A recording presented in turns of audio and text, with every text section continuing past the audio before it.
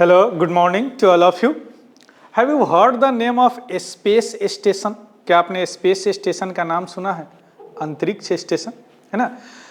So right now in the international space station एक collaborative बहुत सारे कंट्री मिल के इसको चला रहे हैं, जो अर्थ सरफेस से 400 kilometre from the earth surface any time earth के चारों तरफ घूमता रहता है। उसी में हमारी सुनीता विलियम फंसी हुई है अभी भी। इंडिया ऑल्सो वह इस्टेब्लिश करना चाहता है इन 2013, क्या भारतीय अंतरिक्ष स्टेशन नाम होगा। चाइना का अपना है, दैट इज कॉल्ड तियांगोंग, उनका अपना स्पेस स्टेशन है। यानी स्पेस में माइक्रोग्रेविटी इन्वायरमेंट में क्या करते हैं, वह रिसर्च करते हैं। साइंटिस्ट जाते हैं by the help of the shuttle, crew member जाते हैं वहाँ पे कुछ दिन स्टे करते हैं, माइक्रोग्रेविटी एक्सपेरिमेंट में इन्वायरमेंट में एक्सपेरिमेंट करते हैं, फिर शटल से आ जाते हैं। क्लियर? अब right now that is in the news what the deep sea space station. अब what is the deep sea space station? यानी स्पेस स्टेशन तो अभी तक हम सुन रहे थे कि अंतरिक्ष में है, पृथ्वी के चारों तरफ चक्कर लगा रहा है, या अगर अर्थ पे आ जाएंगे तो railway station, bus station. Station means जहां एक बनाया गया है, अस्थात्री इसको अगर हिंदी में बोले, जहां पे लोग रुक के कुछ काम करें, है ना, कोई पर्पस हो। So here is the deep sea space station, यानी गहरे समुद्र के तल में एक स्टेशन बनाया जा रहा है।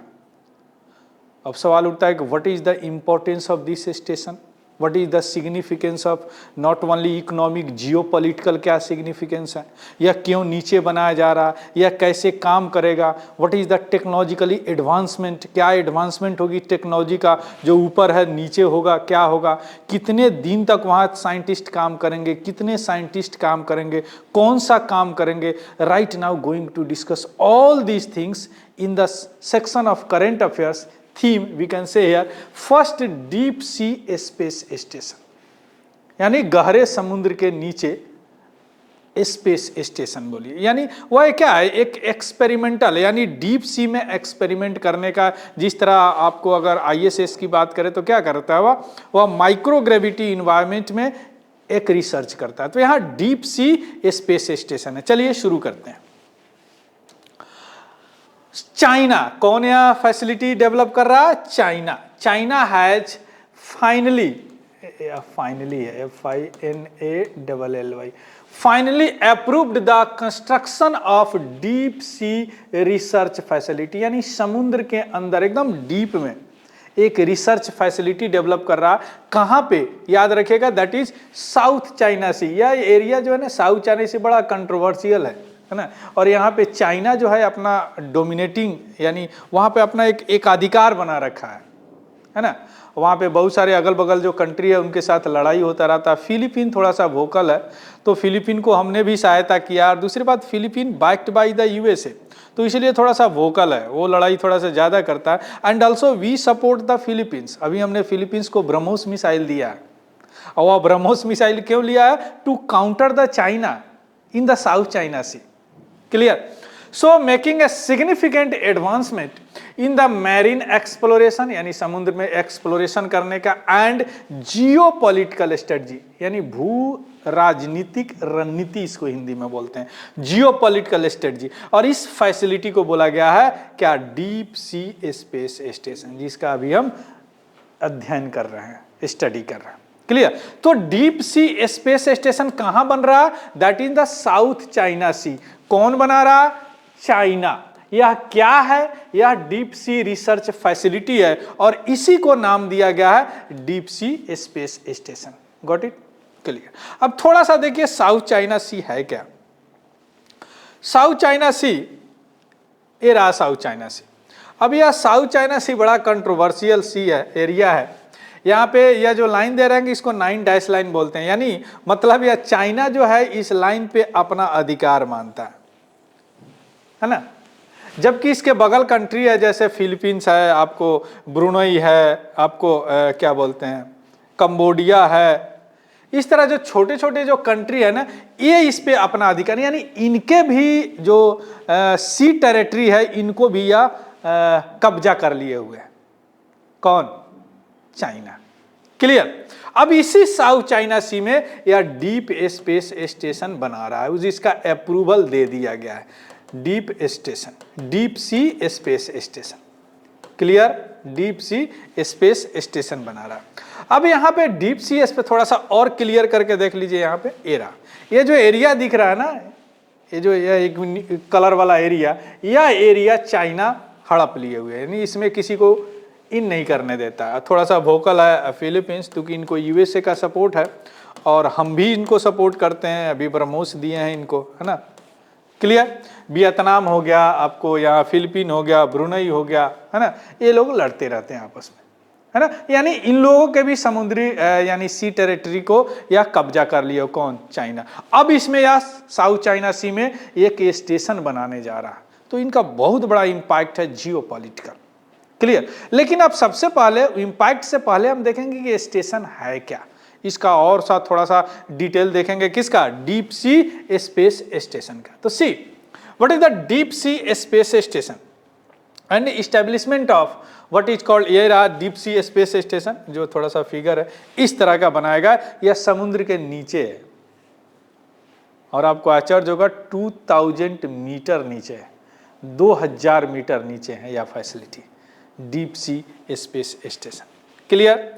अब इसका इस्टेब्लिशमेंट में कुछ छोटे छोटे चीज़ें देख लेते हैं जो बड़ा इंपॉर्टेंट है। जैसे अगर बात करें लोकेशन या कहाँ पे है, तो लोकेशन तो आप अभी देखे हैं कि plant for South China Sea में लोकेशन है। अगर डेप्थ की बात करें तो डेप्थ 2000 मीटर तक डेप्थ होगा। ऑपरेशनल टाइम लाइन की बात करें तो यह उम्मीद है expected to be operational by 2030।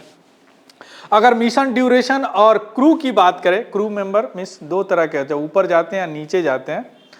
तो अगर क्रू लिखा हुआ मतलब मैन जाएंगे वहाँ पे, आदमी जाएंगे, और अगर कार्गो लिखा हुआ मतलब सामान जाएंगे। क्लियर? तो यार डिजाइंड है 6 साइंटिस्ट एक बार में जाके वहाँ पे काम करेंगे, है ना, और 1 महीने तक रहेंगे 2000 मीटर नीचे समुद्र के। क्लियर? अगर प्राइमरी रिसर्च एरिया की बात करेंगे, क्या रिसर्च यहाँ पे होगा, तो फर्स्ट होगा कोल्ड डीप इकोसिस्टम का रिसर्च होगा और सेकेंड होगा मीथेन हाइड्रेट, है ना। अगर टेक्नोलॉजिकली कोलैबोरेशन की बात करें तो यहाँ पे अनमैन्ड सबमर्सिबल होगा, यानी बिना आदमी का जो नीचे व्हीकल जाता है सबमर्सिबल बोलते हैं, है ना। सरफेस शिप और सी बेड ऑब्जर्वेटरी होगा, है ना। अब यहाँ पे 2 चीज आपको निकल के आए, that is the primary research area, cold ship ecosystem क्या है और मीथेन हाइड्रेट क्या है। अब इसको थोड़ा सा समझना पड़ेगा यह क्या होता है। अब इसको समझने के लिए यहाँ पे देखिए, जो समुद्र के नीचे है ना, तल में एक इकोसिस्टम काम करता है। जिस तरह यहाँ पे इकोसिस्टम है, हमारे शरीर के अंदर भी कई तरह के इकोसिस्टम है, हम एक अलग तरह के इकोसिस्टम में रहते हैं। उसी तरह समुद्र के नीचे भी इकोसिस्टम है, और वह इकोसिस्टम क्या है, माइक्रो ऑर्गेनिज्म का, बैक्टीरिया, जितने छोटे छोटे जीव है उनका एक अपना एक घर है, बायोम है, एक इकोसिस्टम है। और इकोसिस्टम जिंदा कैसे रहते हैं, मीथेन जो है उनके समुद्र के तल से, ध्यान से समझिए, मीथेन समुद्र के तल से क्या होता है, या मीथेन और गैस जैसे हाइड्रोजन हो गया, सल्फाइड हो गया, ये सारे सीप के रूप में नीचे गिरते हैं और नीचे वो एक अपना इकोसिस्टम बनाए हुए रहते हैं और वह जिंदा रहते हैं। इस इकोसिस्टम को बोलते हैं कोल्ड शिप इकोसिस्टम। यहां पे इतना ही समझिए। क्लियर? दूसरा हो गया मीथेन हाइड्रेट। मीथेन क्या है? मीथेन क्या है? CH4। और मीथेन एक ज्वलनशील गैस है। नेचुरल गैस जो हम लोग यूज करते हैं उसमें मेन कंस्टिट्यूएंट क्या है? मीथेन है, CH4। मीथेन जो है एक हाई लो टेम्परेचर और हाई प्रेशर में वाटर के साथ मिलके एक सॉलिड बन जाता है, सॉलिड रूप ले लेता है, यानी ये सॉलिड हो गया। इसमें क्या क्या बना? CH4 और H2O के साथ मिलके यह सॉलिड रूप ले लेता है। इसी को मीथेन हाइड्रेट बोलते हैं या मीथेन क्लैथरेट भी बोलते हैं। क्या बोलते हैं? क्लैथरेट भी बोलते हैं। अब यह जो सॉलिड रूप है, इस सॉलिड को अगर हम बाहर निकाल ले तो हम इसको एक एनर्जी के रूप में यूज कर सकते हैं। क्यों? कैसे कर सकते हैं? बिकॉज इसमें क्या है? मीथेन है। इसमें क्या है? मीथेन है। और मीथेन को हम एक एनर्जी के रूप में यूज कर सकते हैं। मीथेन से हम हीट जनरेट कर सकते हैं। हीट से हम क्या अगर स्टीम जनरेट करते हैं, स्टीम से टरबाइन जनरेट कर सकते हैं। टरबाइन से अगर जनरेटर अटैच करते हैं तो इलेक्ट्रिसिटी पैदा कर सकते हैं। यानी यह जो methane hydrate is the rich resource of the energy. है ना। अगर इसको हम वहां से निकाल ले तो यहाँ एनर्जी का जो अभी क्राइसिस है उसमें बहुत बड़ा मदद मिलेगा। किससे? मीथेन हाइड्रेट से। और यहाँ पे कोल्ड सीप इकोसिस्टम में कुछ ऐसे बायोस्फीयर है, कुछ इस तरह का जीव है जिससे अभी कैंसर वगैरह का मेडिसिन भी बन सकता है, उस पर भी रिसर्च चला है। या एक एग्जांपल दिए, बहुत ऐसे बीमारी का भी मेडिसिन बन सकता है। यहाँ पे रेयर अर्थ मिनरल्स भी पाए जाते हैं जो अभी जो इंफॉर्मेशन एंड कम्युनिकेशन टेक्नोलॉजी के लिए बड़ा क्रिटिकल मिनरल है, उसका भी यूज कर सकते हैं। क्लियर? तो यह दो चीज पर रिसर्च किया जाएगा, या तो एनर्जी या सॉलिड करेगा। एनर्जी के लिए मीथेन क्या है? मीथेन एक बड़ा इंपॉर्टेंट कंस्टिट्यूएंट है एनर्जी का। हमारा नेचुरल गैस क्या है? जो नेचुरल गैस हम लोग यूज करते हैं घर में पाइप के द्वारा, जिसको पीएनजी बोलते हैं, पाइप नेचुरल गैस। बड़े बड़े मेट्रो सिटी में देखेंगे एलपीजी सिलेंडर नहीं होता, उनके घर पे पाइप से गैस आता है। तो वह एलपीजी में प्रोपेन ब्यूटेन होता है, इसमें वह प्रोपेन ब्यूटेन नहीं होता। क्या होता है? मीथेन होता है, जो यूज करते हैं लोग, और बिजली बिल की तरह उनका भी बिल आता है, वो पे करते हैं। क्लियर? मेट्रो सिटी में इस तरह के बात होता है, उसको बोलते हैं पीएनजी, है ना। जो हम लोग घर में सिलेंडर में यूज करते हैं उसको बोलते हैं LPG, liquefied petroleum gas. PNG piped natural gas. और नेचुरल गैस में मेन कंस्टिट्यूएंट क्या होता? मीथेन होता। क्लियर? तो ये सारे चीज समझ गए आप। अब आते हैं साइंटिफिक ऑब्जेक्टिव क्या है किसका? डीप सी स्पेस स्टेशन का। If you talk about the scientific objective यानी वैज्ञानिक उद्देश्य क्या है इसका, अगर करें तो मीथेन हाइड्रेट रिसर्च। अभी आप देखें मीथेन हाइड्रेट क्या होता है। मीथेन हाइड्रेट रिसर्च करेगा, यानी मीथेन हाइड्रेट्स को जो एक पोटेंशियल एनर्जी रिसोर्स है, अभी हम आपको बोले हैं ना कि एनर्जी रिसोर्स है। क्यों? क्योंकि इसमें मेन कंस्टिट्यूएंट क्या है? मीथेन है, जो एक एनर्जी रिसोर्स है ना। सो कि play a role for the climate dynamics. और एक और बात मैं बताना भूल गया, that is a methane is the as energy resource. लेकिन अगर मीथेन इन्वायरमेंट में आ गया ना तो वह क्लाइमेट चेंज के लिए भी बड़ा, माने इन्वायरमेंट के लिए एक कार्बन डाइऑक्साइड के भी सबसे पोटेंट ग्रीन हाउस गैस माना जाता है। ग्रीन हाउस गैस क्या होता है? देखिए हमारा जो अर्थ है ना, अर्थ है यहाँ पे, मान लीजिए अर्थ है, सूर्य का रेडिएशन आता है यहाँ पे पड़ने के बाद, या अर्थ गर्म होने के बाद क्या होता है, या परावर्तित होता है, परावर्तित होता है। तो because we are blanket with the environment, environment चारों तरफ से है, इसमें कुछ ऐसे गैसेज है जो इनको ट्रैप कर लेते हैं, ट्रैप कर लेते हैं, यानी ऊपर नहीं जाने देते हैं। इसलिए ज्यादा क्या होता है? अर्थ गर्म हो जाता है ना। यानी अर्थ एक बोलिए कि ग्रीन हाउस की तरह काम करता है। तो ग्रीन हाउस गैसेज वह गैसेज है जो टेम्परेचर जो परावर्तित होते हैं वो उसको क्या करता है? अवशोषित कर लेता है, ट्रैप कर लेता है, जिसके कारण अर्थ का टेम्परेचर बढ़ जाता है। तो उसमें सबसे ज्यादा कार्बन डाइऑक्साइड हो गया, आपको मीथेन हो गया, ये लोग क्या करते हैं? ट्रैप करते हैं, इसलिए इसको ग्रीन हाउस गैस बोलते हैं। तो अगर मीथेन की मात्रा इन्वायरमेंट में ज्यादा हो जाएगा अगर, तो क्या होगा? यह ट्रैप करके अर्थ के टेम्परेचर को बढ़ा देगा, है ना, जिसको ग्लोबल वार्मिंग भी बोलते हैं, है ना। तो यह भी अगर वह ऐसे निकल गया तो क्या यह ग्लोबल वार्मिंग के लिए ग्लोबल वार्मिंग करेगा। बट अगर उसको हम किसी भी तरह निकाल के एनर्जी में इस्तेमाल कर ले तो एक एनर्जी का इकोनॉमिक डेवलपमेंट में होगा। तो क्या होगा? यह एक बड़ा रोल प्ले करेगा क्लाइमेट डायनेमिक्स में। आ गया बात समझ में? Methane CH4। बायोडाइवर्सिटी स्टडी करेंगे नीचे, क्योंकि वहां पे डीप सी इकोसिस्टम अभी हम बताएं, बड़ा यूनिक डीप सी इकोसिस्टम, वहां एक अलग दुनिया है। समुद्र के नीचे जो है एक अलग दुनिया है ना। तो वहां पे एक अलग अलग किस्म के लाइफ फॉर्म है, और कुछ ऐसे रीजन है जहां अभी भी एक्सप्लोर नहीं कर पाए, that region it called uncharted region. वहां भी हम एक्सप्लोर कर पाएंगे by the help of deep sea space station. Clear? Tectonic activity, आपने सुनामी का नाम सुना होगा। सुनामी क्या होता है? समुद्र के नीचे जो अर्थक्वेक आते हैं ना, वही सुनामी का रूप लेता है, वही सुनामी का रूप। तो अगर हम नीचा रहेंगे तो रियल टाइम प्रेडिक्शन कर सकते हैं कि अब अर्थक्वेक, चूंकि वहां भी समुद्र भी क्या है, वहां भी प्लेट टेक्टोनिक होते हैं, प्लेट इधर उधर घूमते हैं जैसे अर्थ पे घूमते हैं, और जिसके कारण अर्थक्वेक होता है, और क्या होता है? लास्ट में सुनामी आते हैं। सुनामी क्या है? समुद्र के नीचे भूकंप को सुनामी बोलते हैं ना। तो ये सुनामी का प्रेडिक्शन अच्छी तरह किया जा सकता है, चूंकि टेक्टोनिक एक्टिविटी को हम अच्छी तरह मॉनिटर करते हैं, रियल टाइम मॉनिटर कर सकते हैं by the help of deep sea space station. Clear? तो that is the scientific objective of what? Deep sea space station. Next is what, technologically innovation. इसमें क्या हो रहा है, क्योंकि समुद्र के नीचे है तो लाइफ सपोर्ट सिस्टम होगा, चूंकि 1 महीने तक रहेंगे, एडवांस सिस्टम डेवलप होगा जो सस्टेन करेगा ह्यूमन लाइफ का during the extended under water mission. जो अंडर वाटर मिशन है उनको सपोर्ट करेगा। इन्वायरमेंटल मॉनिटरिंग, वहां भी एक अपना इन्वायरमेंट है तो उसको मॉनिटर करने के लिए रियल टाइम मॉनिटरिंग टेक्नोलॉजी लगाई जाएगी जो कि वहां पे डीप सी कंडीशन को मॉनिटर करेगा, तभी तो वहां पे साइंटिस्ट हमारे जाके रिसर्च करेंगे। Clear? So that is the technologically innovation. अब हम आते हैं इसका, what is the geopolitical and economic importance, यानी भू राजनीति और इकोनॉमिक यानी आर्थिक महत्वपूर्ण क्या है। अब इतना समझने के बाद, इतना लर्न करने के बाद आप समझ गए होंगे कि what is the geopolitical and economic importance of this deep sea space. Geopolitical क्या होगा, एनर्जी रिसोर्स। क्या होगा, geopolitical energy resource, sorry, geopolitical and economic में क्या होगा, एनर्जी रिसोर्स। अब देखें अभी methane hydrate, great resource of the energy, methane, natural gas. Clear? अब यहां पे क्या होता है, ऐसा अनुमान लगाया गया है कि वहां पे साउथ चाइना सी में जो मीथेन हाइड्रेट का डिपॉजिट है, जो भंडार है, वह अभी तक चाइना में जितने ज्ञात पेट्रोलियम प्रोडक्ट का यानी गैस रिजर्व, नेचुरल गैस का जो भंडार है, लगभग उसका आधा है। Imagine,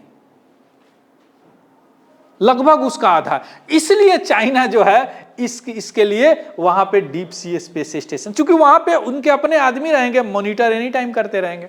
clear? मिनरल डिपॉजिट, अभी हम चर्चा किए हैं कि नीचे जो है बड़ा ही क्रिटिकल मिनरल, जिसको रेयर अर्थ मिनरल करते हैं, that minerals as like the cobalt, nickel, that is the very very important critical mineral for the right now information and communication technology, as like cobalt, as like nickel। और cobalt nickel जो अर्थ पे जो पाए जाते हैं, land based जो mine है, उससे कहीं ज्यादा हाई कंसंट्रेशन में समुद्र के नीचे पाए जाते हैं।